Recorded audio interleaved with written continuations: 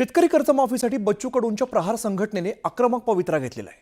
राज्यातील मंत्र्यांच्या घराबाहेर प्रहारने मशाल मोर्चा काढला आणि येत्या 17 तारखेपर्यंत प्रहारचं हे आंदोलन बच्चू कडूंनी स्थगित केलं। मात्र त्यानंतर सुद्धा तोडगा न निघाल्यास यापेक्षा सुद्धा तीव्र आंदोलन करण्याचा इशारा बच्चू कडूंनी दिलाय। बच्चू कडूंचा जोरदार प्रहार।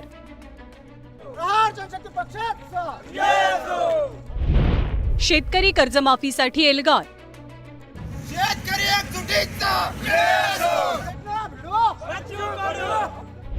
मंत्र्यांच्या घराबाहेर प्रहारचं आंदोलन।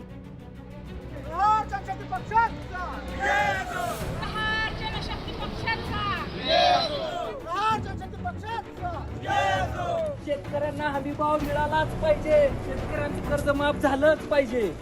बच्चू कडूंच्या नेतृत्वातील प्रहार संघटना शेतकरी कर्जमाफीच्या मुद्द्यावरून आक्रमक झाली आहे। शुक्रवारी रात्री नाशिकमध्ये राज्याचे कृषी मंत्री माणिकराव कोकाटे यांच्या घराबाहेर मशाल पेटवून प्रहारच्या कार्यकर्त्यांनी आंदोलन केलं। यावेळी प्रहारच्या कार्यकर्त्यांनी जोरदार घोषणाबाजी केली। माणिकराव कोकाटेंची निवासस्थानी भेट न झाल्यामुळे बच्चू कडूंनी कार्यकर्त्यांसोबत सिन्नरच्या दिशेनेही कूच केलं। कर्जमाफी केली पाहिजे, जे देवेंद्रजींनी सांगितलं होतं 7/12 कोरा करा, आणि मग त्यांनीच म्हटलं तेच बोलत नाहीये।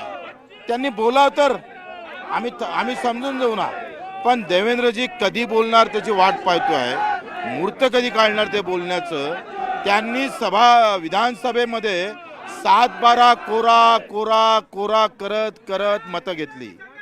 आता मात्र ते पैसे द्यायला मात्र तयार नाही आहे, त्याच्यावर बोलायला तयार नाही आहे, आणि त्याच्यासाठी हे आंदोलन आहे।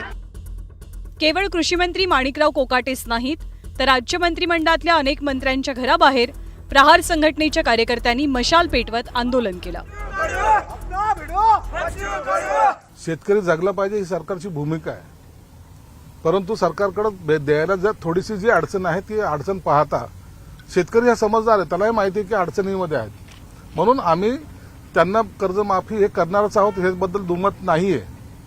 कुणीही असा गैरसमज जो पसरवायचा प्रयत्न करतात की शेतकऱ्यांचं आता काय, तुम्ही निवडणुकीमध्ये घोषणा केली होता, असं नाही। तर शेतकऱ्याची कर्जमाफी झाली पाहिजे ही आमची भूमिका आहे, पण त्याला जो काही कालावधी लागणार आहे त्यासाठी थोडीशी वाट पाहावी लागेल।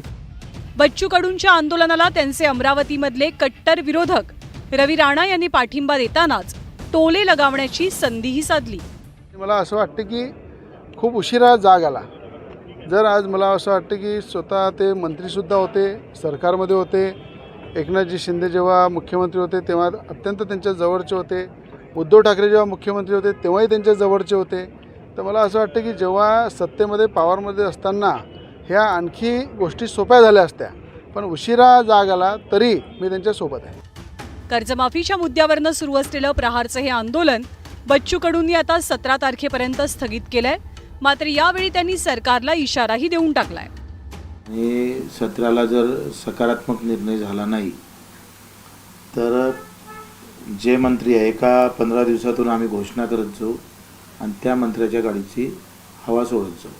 जिथपर्यंत कर्जमाफी नाही तेपर्यंत हे दुसरं आंदोलन आम्ही देणार आहोत। विधानसभेच्या निवडणुकीत महायुतीच्या नेत्यांनी राज्यात कर्जमाफीचं आणि शेतकऱ्यांचा 7/12 कोरा करण्याचं आश्वासन दिलं होतं।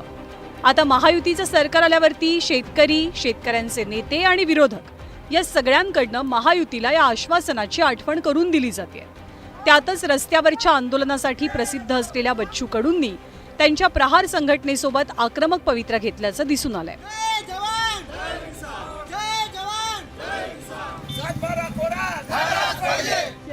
Bureau report, news 18 Lokmat.